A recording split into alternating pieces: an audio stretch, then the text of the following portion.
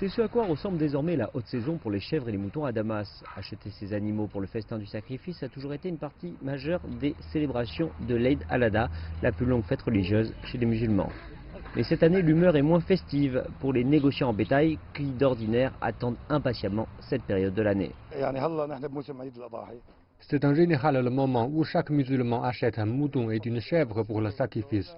Mais beaucoup ne peuvent plus se le permettre. Le mouton est devenu trop cher comme tout le reste. Les prix sont plus élevés que l'année dernière, mais nous tentons de préserver la tradition. Dans la ville, du côté du très fréquenté marché de Ahmadiyya, ce n'est pas beaucoup mieux. Les magasins luttent pour rester ouverts et les gens limitent leurs achats à l'essentiel. Je ne pense pas acheter quoi que ce soit, mais peut-être juste un bulle pour mon fils. Avant, nous avions l'habitude d'acheter tout ensemble neuf pour chaque enfant, mais désormais, qui peut le permettre?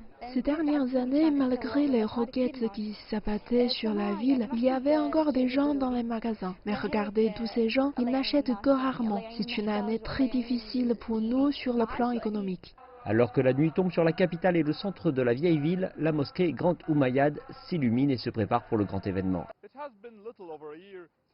Cela fait un peu plus d'une année que les combats à Damas ont cessé, avec les derniers rebelles se rendant ou se déplaçant vers Idlib dans le nord-ouest du pays.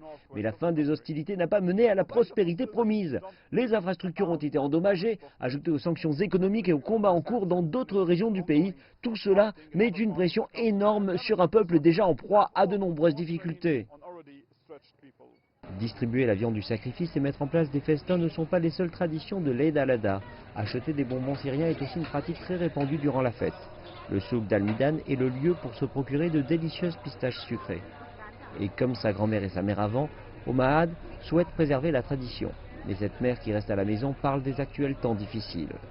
Les années d'avant-guerre, nous ne pouvions nous offrir des bonbons faits à partir de pistaches ou de pécans, donc nous choisissions des douceurs moins chères faites à base de dattes.